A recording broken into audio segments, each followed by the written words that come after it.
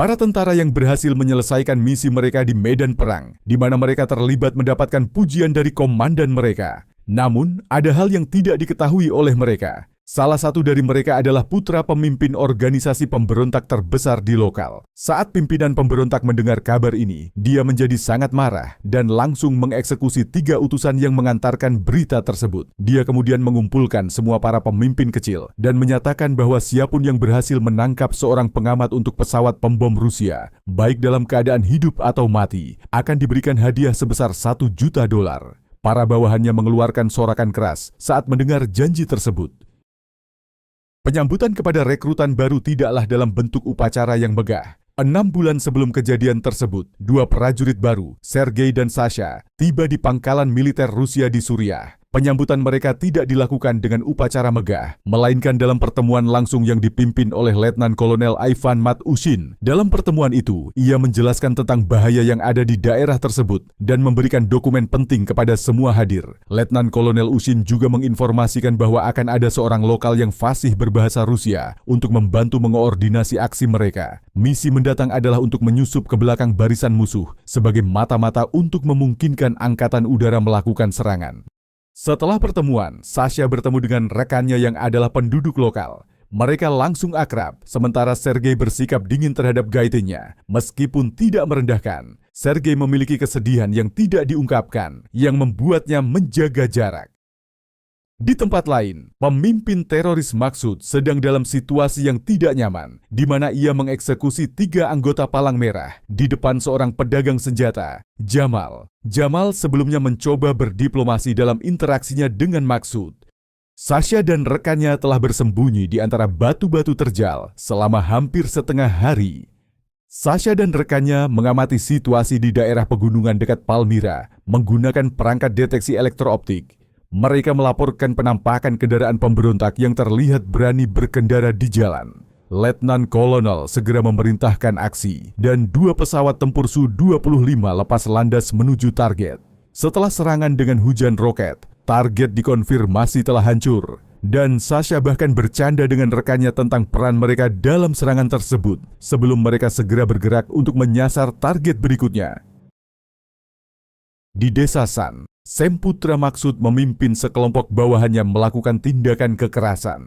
Di luar desa San, Sergei dan timnya bersiap untuk pertempuran. Sam, putra dari Maksud, sedang mengawasi desa dan memaksa penduduk untuk tidak membantu tentara Rusia dengan segala sesuatu, bahkan makanan dan air.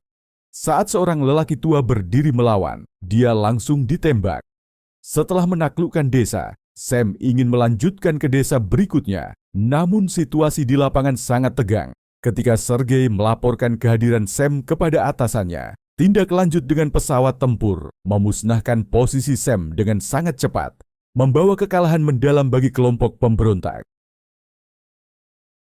Setelah misi yang sukses, Sasha kembali ke rumah guide-nya dan mengalami momen kehangatan, meskipun faktanya mereka datang dari 2 negara yang berbeda. Namun, tragedi menghampiri ketika sebuah ledakan terjadi, menghancurkan kehidupan keluarga guide-nya. Beberapa hari kemudian, Sasha kembali ke rumah guide-nya dan mendapati bahwa hanya tersisa seorang lelaki tua yang selamat. Dia berjuang untuk memberi dukungan moral, terpuruk oleh kesedihan dan rasa bersalah yang mendalam atas apa yang terjadi.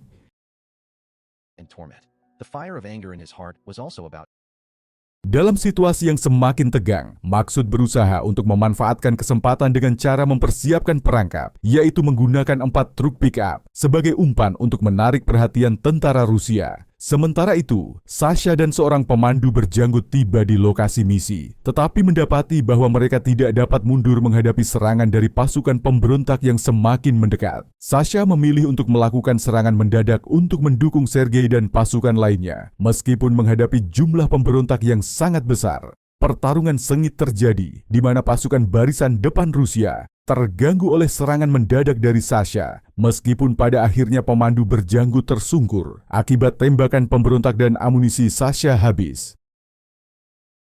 Sasha akhirnya meminta serangan udara pada posisinya, menyadari situasinya sudah kritis. Dalam keadaan darurat dan setelah mempertimbangkan situasi, Sasha mengirimkan koordinatnya kepada Letnan Kolonel. meminta serangan udara sebagai jalan terakhir. Letnan Kolonel yang memahami kesulitan tersebut setuju meskipun tahu konsekuensinya bagi Sasha. Situasi meningkat ketika keluarga Sasha di Moskow berusaha menemui jenderal untuk melihat Sasha terakhir kali, tetapi mereka ditolak karena situasi yang mencegah pengembalian jenazah sesi dadak.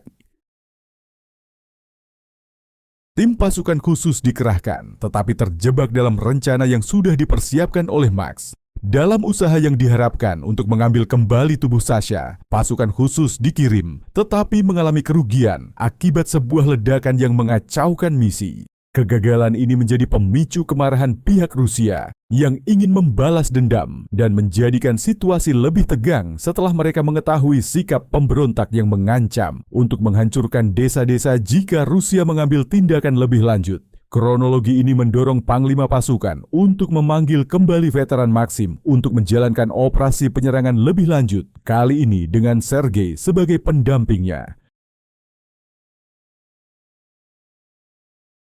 Sergei merasa terjebak antara tanggung jawab sebagai tentara dan keinginannya untuk menyelamatkan Sasha. Dalam perjalanan misi berikutnya, Sergei harus berhadapan dengan kepingan masa lalunya ketika dia diingatkan akan momen ketika dia tidak mengambil tembakan saat kritik tajam muncul dari Maxim. Momen ini mencerminkan ketegangan yang dihadapi para prajurit ketika tugas militer bertabrakan dengan moralitas dan kepedulian terhadap orang lain di tengah perang. Akibat dorongan moral, Sergei menegaskan alasan untuk terlibat dalam misi ini adalah karena pengorbanan Sasha yang mendorongnya untuk menghadapi ketakutannya dan tumbuh menjadi anggota tim yang lebih percaya diri.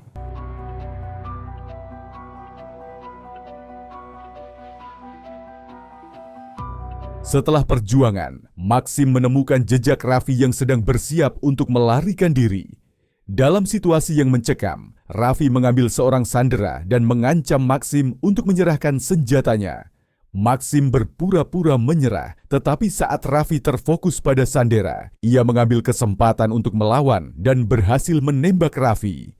Maxim kemudian memberikan pukulan langsung yang membuat Raffi tidak sadarkan diri, menyelesaikan konflik tersebut sebelum kembali ke markas. Namun, saat Maxim dan kelompoknya keluar dari ngarai, mereka diserang oleh pasukan pemberontak. Ketika Maxim dan timnya mencoba untuk kembali ke markas, mereka disergap oleh pasukan pemberontak yang meluncurkan roket dan menggulingkan kendaraan utama mereka. Jalan kembali menjadi terputus, memaksa mereka untuk bertahan, sementara menunggu bala bantuan tiba. Tetapi, hal pertama yang dilakukannya setelah keluar dari mobil bukanlah menanyakan situasi, tetapi mempertanyakan pemimpin regu. Maksud datang dengan pasukannya dan segera menegur pemimpin regu karena serangan yang membahayakan nyawa saudaranya. Tanpa menunggu penjelasan, Maksud melepaskan tembakan yang mengakibatkan kematian pemimpin regu tersebut, merefleksikan ketegasan dan pemahaman mendalam akan situasi.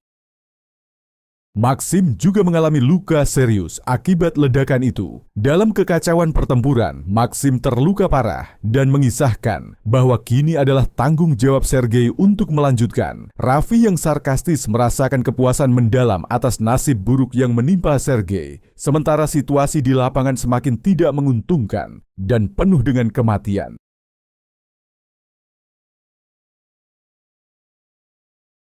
Z membawa Max pergi tetapi tidak mengeksekusinya. Setelah lebih banyak pertumpahan darah, Z mengambil keputusan untuk tidak mengeksekusi Max karena ia tidak ingin menciptakan permusuhan dan kekacauan lebih lanjut di wilayah tersebut. Kisah ini berakhir di sana dengan refleksi bahwa film ini diadaptasi dari peristiwa nyata dan lebih mirip dokumentasi perang daripada heroisme individu.